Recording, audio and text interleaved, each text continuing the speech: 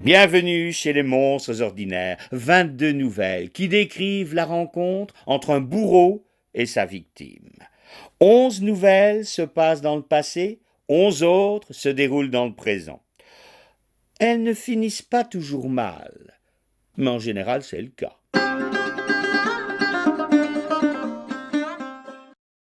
Tueurs d'usines, nous sommes dans le présent, dans le monde de l'industrie.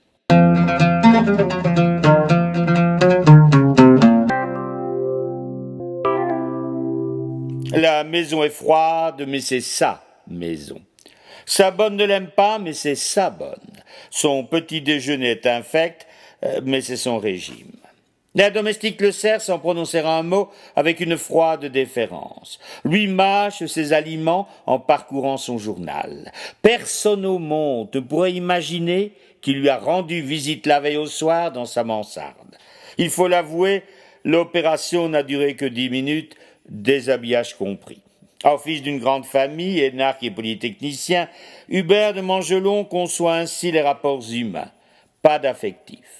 On mange pour se nourrir en préservant sa santé, on baise pour l'hygiène en préservant ses sentiments et on travaille pour préserver son statut social en attendant la retraite. Cette servante, qui cuisine light et le calme convenablement, remplit parfaitement son office. Autre avantage, il ne risque pas de s'attacher. La relative beauté qu'il daigne reconnaître à cette femme de basse extraction possède un côté animal qui empêchera toujours un cerveau comme le sien de tomber amoureux. Évidemment, elle doit être la domestique la mieux payée de France, mais l'équilibre et la tranquillité d'Hubert n'ont pas de prix. Ce soir, elle sera tranquille.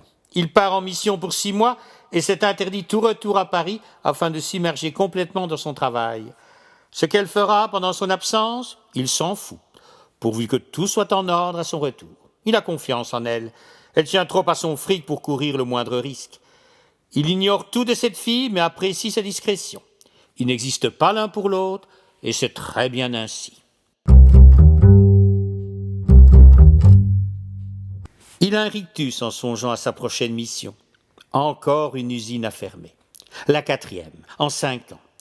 Lorsque le conseil d'administration du groupe Paltel décide de fermer une usine, il le nomme à sa tête. Son job ? Faire en sorte que la liquidation se passe en douceur. Ils sont 5 à exercer cette tâche dure et pénible, mais qui offre une voie royale pour qui veut faire carrière dans cette compagnie. Leur nom et leur fonction dans le groupe constituent un des secrets les mieux gardés de tout Paltel. Officiellement, ils viennent, tels les plus communs des directeurs, pour redresser une situation jugée difficile. Officiellement, l'usine ne ferme que parce qu'il était impossible de faire autrement. Naturellement, après quelques expériences, ils finissent par avoir une réputation de loser. Alors, on leur offre une promotion enviable, mais incomprise. Et beaucoup se demandent comment on peut nommer à de si hautes fonctions des hommes qui ont conduit plusieurs usines à la faillite. Le groupe possède des milliers de succursales. Hubert n'a pas encore la réputation d'être incapable de sauver une usine. Ce n'est qu'une question de temps. Encore quelques faillites et on le retirera du circuit. Alors, une grande carrière s'ouvrira. Son petit déjeuner terminé, il se lève et disparaît sans un mot, sans un regard, pour celle qui va connaître 6 mois de liberté. Geneviève ne se réveille pas comme à l'accoutumée. Ce matin, son HLM lui paraît spacieux. Elle se lève en prenant soin de ne pas réveiller son époux. La veille, ils ont fêté sa nomination de chef de chaîne. Autant qu'il dorme le plus longtemps possible. Depuis qu'il est chômeur, son mari vit mal ses journées passées seul à attendre le retour de sa femme. Elle aimerait lui dire qu'arranger l'appartement l'aiderait peut-être à ne plus cafarder, mais elle n'ose pas. Un jour, elle lui demanda de nettoyer car ils avaient du monde le soir. Il s'acquitta tellement bien de sa tâche qu'elle dut tout recommencer. Il en fut particulièrement blessé et ce genre d'humiliation était mal approprié dans sa situation. Le malaise qui dura tout le repas mit un terme à sa collaboration de ménagère. Elle se fait du café et sourit à l'idée que son nouveau salaire de 2000 € lui permettra de changer de cafetière. Elle arrive à l'usine avec une demi-heure d'avance. D'un pas léger, elle se dirige vers quelques collègues agglutinés autour de la machine à boisson chaude. Des paroles curieuses l'accueillent. Elle s'en fout. Elle vit sur son nuage. Étonnée, elle s'enquiert des nouvelles. Le PDG a brutalement été licencié la veille au soir et un nouveau dirigeant doit arriver de Paris cet après-midi. Geneviève masque mal son inquiétude. Un contremaître, devinant ses craintes, la rassure. Pour toi, ça change rien. Sa nomination de chef de chaîne est signée et ne peut être réexaminée. Elle s'en réjouit, mais prend à temps la mine de rigueur sur le triste sort du PDG licencié. Hubert de Mangelon saute du TGV dans un taxi qu'il a réservé du train. Fidèle à la tradition provinciale, le chauffeur lui ouvre la porte du convoyeur, mais Hubert préfère s'installer à l'arrière et indique sa destination d'une voix dure. Le conducteur ne soufflera mot de tout le voyage. Hubert adore arriver à l'improviste. On l'attend chaque fois l'après-midi et il arrive toujours le matin. Il sort une carte de visite où seul figure son nom et la grande école qu'il a diplômée, son seul titre de gloire. À tous les envieux qui lui reprochent d'être né privilégié, il présente ce titre de noblesse reconnu par la République qui officialise une supériorité naturelle. Il en est convaincu. Le taxi entre dans l'usine. Il aperçoit un attroupement d'ouvrières qui prennent leur pause. Il les toise et les trouve laides. Décidément, la pauvreté promeut la laideur. Les femmes de sa classe sont plus belles. Dommage qu'elles l'intimident. Oh certes, tant qu'il s'agit de briller par sa conversation, il ne rencontre aucune difficulté. Mais l'idée même de terminer cette connivence au lit le paralyse. Il soupire lourdement en sortant du taxi et se présente à l'accueil. Une hôtesse indifférente tarde à s'intéresser à lui. Il attend impassible qu'elle termine sa conversation et songe à amuser à son émotion lorsqu'elle saura qui elle a fait patienter. Il se fait le plus discret possible. Plus il attendra, plus elle dormira mal. Enfin, elle condescend à lui adresser la parole. Il se nomme et lui demande de l'annoncer à M. Bertrand, numéro 2 de l'usine. « Vous avez rendez-vous » demande-t-elle froidement. Il répond négativement. « Ah, vous choisissez mal votre jour » croit-elle bon d'ajouter. À peine articule-t-elle son nom qu'elle entend M. Bertrand proférer « J'arrive » avant de raccrocher. D'un œil amusé, Hubert observe l'hôtesse lui transmettre l'information. Dans l'attente de son futur directeur adjoint, il la fixe avec une froideur extrême. Il la trouve plutôt mignonne. Dans un cocktail, elle pourrait donner le change et faire illusion. Une masse échauffée, roulant en sa direction, le distrait de ses pensées. Le numéro 2 se présente et s'excuse. On ne vous attendait pas si tôt. Hubert de Mangelon regarde l'hôtesse et, d'une voix pleine de menaces, articule « J'avais remarqué ». Il observe avec plaisir l'angoisse parcourir le visage de la dame, angoisse bien légitime dans une région où le chômage participe du paysage. Geneviève s'est assise à son poste de chef. Ce qu'il sera dorénavant convenu d'appeler son bureau est situé dans le prolongement de la chaîne. Une vitre lui permet de voir son équipe se mettre au travail. Elle repère la machine où elle débuta voilà 27 ans et sourit à l'ouvrière qui l'occupe. Son regard songeur reste perdu sur cette machine et inquiète la jeune femme qui y travaille. Elle se croit surveillée, songe Geneviève. Elle regrette de l'avoir troublée et renouvelle son sourire. L'autre répond par un petit signe de tête et fait mine de se concentrer exagérément sur son ouvrage. Visiblement, elle ne sait sur quel pied danser. Les deux femmes ne se connaissent pas. Dans l'usine, chaque montée en grade entraîne une mutation dans un autre service. Voilà 15 ans que Geneviève n'a plus mis les pieds dans ce hangar. Tout à coup, elle entend frapper timidement. « Oui, dit-elle d'une voix peu assurée, c'est Nathalie. » Geneviève ouvre elle-même la porte et met quelques secondes à reconnaître la nouvelle arrivée. « T'en as fait du chemin, » dit la visiteuse avant que les deux femmes ne tombent dans les bras l'une de l'autre.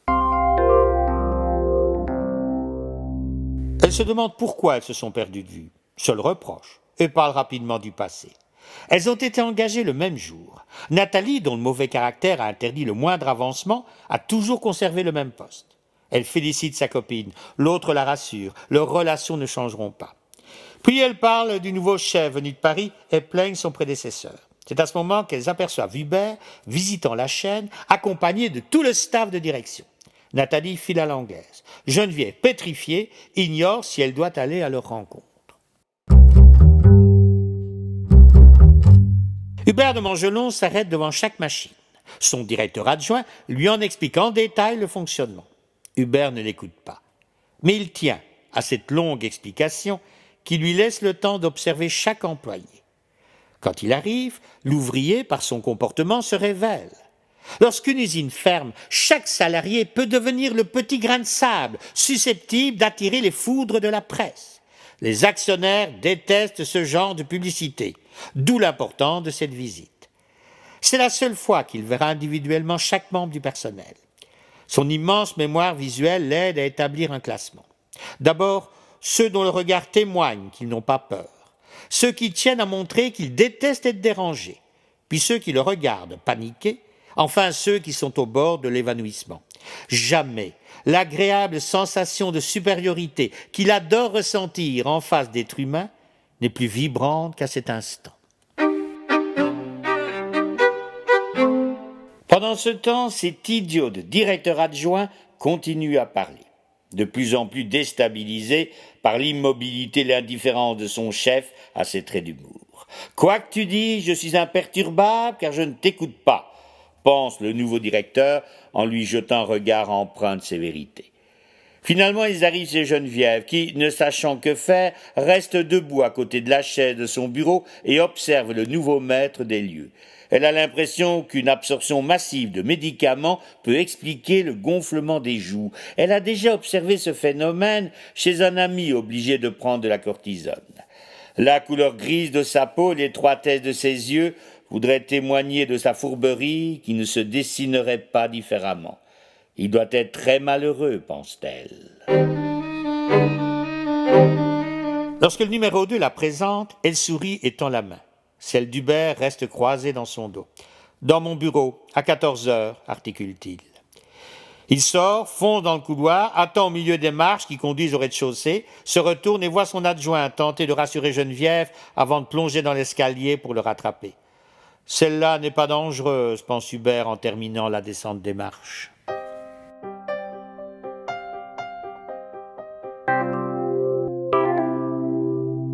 Assise à son bureau, Geneviève se met à pleurer. Elle se sent tellement idiote.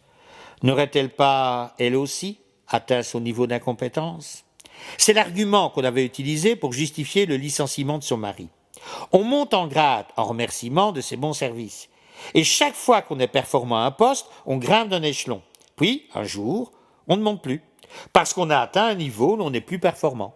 C'est à ce moment-là qu'on vous licencie. Elle se dirige vers les toilettes et essuie ses larmes. Elle doit veiller à ce que les autres cadres ne la voient pas pleurer. Sa copine passe la fin de matinée dans son bureau et la console. Hubert de Mangelon remercie son directeur adjoint pour cette visite. « Je ne l'imaginais pas à ce point intéressante », ajoute-t-il en direction de son second, qui sourit béatement. Hubert le regarde s'en aller. « Pauvre type, songe-t-il. » On frappe à la porte de son bureau. « Entrez !» Une jeune femme rousse pénètre timidement dans la pièce. Du regard, il l'invite à parler. « J'étais l'assistante de votre prédécesseur, murmure-t-elle. Je voulais savoir si vous me gardez. » Pourquoi ? En général, les grands patrons bougent avec leur assistante. « J'estime qu'ils commettent une grave erreur. Vous connaissez cette entreprise mieux que moi, et je ne me passerai de vos services pour rien au monde. D'autant plus que mon prédécesseur ne tarit pas d'éloges sur vos compétences professionnelles. » Lentement, il apprécia de la voir se rassurer, puis ajouta « Oserais-je vous demander une tasse de café ?»« Bien sûr. » Elle va quitter le bureau, il ajoute « Et la liste du personnel ?»« Bien. » Puis, elle hésite quelques secondes. « Oui, dit-il pour l'encourager. Le café, vous le désirez comment ? Noir et sans sucre. N'oubliez pas la liste. » Il passe la fin de matinée à noter ses observations. Il écrit en français, mais utilise un graphisme grec, d'autant plus indéchiffrable qu'il l'agrémente d'un code bien à lui. Cet après-midi, il a un entretien avec chaque cadre. Il sort un questionnaire de son attaché-caisse et enjoint son assistante de le photocopier. Le rendez-vous tant redouté durera à peine 10 minutes. Terrorisée, Geneviève écoute le monologue de son PDG et se sent soulagée lorsqu'il lui dit qu'elle peut disposer. Et qu'est-ce qu'il voulait ? Sont les mots qui trottent dans sa tête lorsqu'elle regagne son bureau. Elle montre à son ami, venu aux nouvelles, le questionnaire qu'elle doit remplir. Que compte-t-il en faire ? Demande-t-elle. Rien. C'est pour mieux connaître tous les membres de son personnel. Par contre, pour gagner du temps, c'est moi qui dois remplir les formulaires. Tu peux m'aider ? La lecture des questions rassure une Nathalie d'abord méfiante. Elle hésite, puis regarde sa nouvelle supérieure en lui montrant une question qui concerne les enfants. « Vos enfants sont-ils chômeurs ?» Ça ne le regarde pas. Il m'a dit que c'était pour pouvoir éventuellement les aider. Les autres questions sont objectives. Date de naissance de l'enfant, du conjoint. En une après-midi, les deux copines remplissent tout le questionnaire. Travaillant dans le service depuis 27 ans, Nathalie connaît tout le monde. Heureux de sa rapidité, Geneviève court chez le PDG remettre sa copie. Elle est la première. Hubert de Mangelon l'en félicite, l'invite à s'asseoir et lui fait servir une tasse de café. « Vous prenez du sucre ?» demande-t-il. « Non, merci », répond-elle en pensant que le jour de ses 50 ans, elle a découvert qu'elle avait dépassé les 100 kilos. Pourvu que le directeur n'interprète pas son excédent pondéral comme une preuve de laisser-aller. Loin de ses inquiétudes, il lui demande comment elle a pu aller si vite, étant nouvelle dans son poste. Il la voit hésiter à lui avouer avoir demandé de l'aide. Il sourit et l'en félicite. Un bon chef doit savoir s'entourer. Il la questionne sur Nathalie. Persuadée d'aider une amie, Geneviève vante son caractère, qui lui joue des tours, mais qui est franc et loyal. Imperceptiblement, Hubert sort le questionnaire de Nathalie et le parcourt lentement. Puis il consulte son dossier tout en invitant Geneviève à parler. Elle parle. Il ne l'écoute plus, se contentant de hocher la tête pour l'inviter à continuer. En effet, cette Nathalie possède une très forte personnalité. Les tests psychologiques passés lors de son entrée, le compte-rendu d'un stage d'analyse transactionnelle effectué voici 3 ans en témoignent. Il reprend le questionnaire et y inscrit AN pour A neutraliser. Il attend que Geneviève prenne sa respiration et constate « Je vois que son fils est au chômage ?» Elle acquiesce avec hésitation. Il ajoute « Vous le connaissez ?» Elle regarde en l'air en disant oui. Aussi comprend-il qu'elle ment. Elle ajoute « C'est un très bon commercial. Vous croyez qu'une place à Paris l'intéresserait ?» Elle hésite. Il continue « Vous direz à sa mère de m'appeler. Nous cherchons des commerciaux au siège. Si nous ne nous aidons pas entre employés du groupe, à quoi bon faire tout ça ?» Il montre alors les papiers traînant sur sa table avec un large sourire. Ce numéro a toujours beaucoup d'effet sur le petit personnel. Joyeux, il informe Geneviève de la fin de leur entretien. Il la regarde sortir, heureuse et impatiente d'annoncer la bonne nouvelle à sa copine. D'une pierre deux coups, pense-t-il cynique. Je lui offre une petite joie et je neutralise un élément dangereux. En effet, cette Nathalie est le type même de personne susceptible d'aller au tribunal ou de rameuter la presse. Il s'amuse en imaginant à l'avance les paroles du fils, suppliant sa mère de ne pas agir contre le groupe. Les tests psychologiques et l'analyse transactionnelle permettent de classer le personnel en 4 catégories. Les employés à neutraliser, ceux à calmer, ceux qu'il faut surveiller et les inoffensifs. Les promotions et l'évolution des carrières dépendent beaucoup de ce classement. En cas de fermeture, ces renseignements constituent le principal outil d'Hubert. Son boulot est de trouver un moyen de chantage pour ceux qu'il faut neutraliser, fixer la somme qui calmera ceux susceptibles de se révolter, décider du sort de ceux qu'il faut surveiller et veiller à ce que les inoffensifs s'en aillent discrètement. Geneviève est classée dans la catégorie « à surveiller ». Visiblement, on s'attend à ce que, poussée à bout, elle puisse réagir. Dans ce cas, il faudra la calmer avec de l'argent. Comme ouvrière bien entourée, cette classification pouvait se justifier, mais en tant que cadre isolé, sûrement pas. Il barre le AS et inscrit I à côté de son nom. Il est prêt à en prendre le pari, cette Geneviève est inoffensive. Finalement, il peut se montrer satisfait de cette première journée à la tête de cette usine en sursis. Il n'a plus qu'à se renseigner discrètement sur les maisons de passe de la région afin d'agrémenter sa soirée. 6 mois plus tard, tout est réglé.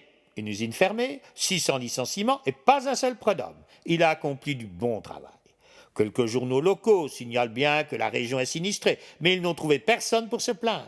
L'information ne sera pas transmise au niveau national. Pas une télé, pas une radio, il peut être fier. Satisfait, il décide de passer encore une nuit au bordel, où il est devenu un habitué et ne partira que demain. Dans le taxi qui le raccompagne, il se demande tout de même si son action résulte d'une bonne éthique. Oui, si l'on tient compte du principe que chacun récolte ce qu'il a semé. Les ouvriers, à force d'exiger des droits, de menacer de faire grève, doivent-ils s'étonner de voir l'actionnariat voter en faveur des délocalisations ? Les gens ont toujours ce qu'ils méritent. Hubert est seulement un outil qui permet aux lois du marché de s'exprimer. À terme, elles agissent dans l'intérêt de tous, même si quelques personnes doivent être sacrifiées au passage. Que représente l'intérêt de quelques individus devant la nécessité du bien collectif? Malheureusement, ce principe a aujourd'hui mauvaise presse, parce que les hommes se croient tous égaux. La voiture le dépose à son hôtel pour la dernière fois. Comme tous les soirs depuis 6 mois, il prend un bain, car il tient à se présenter propre, à défaut de pouvoir se présenter beau. Ce bordel est ce qu'il regrettera le plus dans la région. Contrairement aux ouvriers et aux égalitaristes de tout poil, les prostituées savent rester à la place que leur a donnée la société. Avec elles, tout est clair. Le lendemain, dans son lit, Geneviève ouvre les yeux à l'heure où elle se réveille depuis 27 longues années. Son réveil interne, comme elle l'appelle, n'a pas encore assimilé son nouveau statut. À ses côtés, son mari dort. Hier, elle n'a pas eu le courage de lui avouer la vérité. Comme à l'accoutumée, elle a géré ses états d'âme. Bientôt, il va se réveiller, lui demandera pourquoi elle reste au lit. Elle lui racontera qu'elle est devenue comme lui. Dans le taxi qui le mène au TGV de 6h30, Hubert de Mangelon songe que ce soir, il retrouvera sa servante et qu'elle se mettra sur le dos. Pour l'hygiène.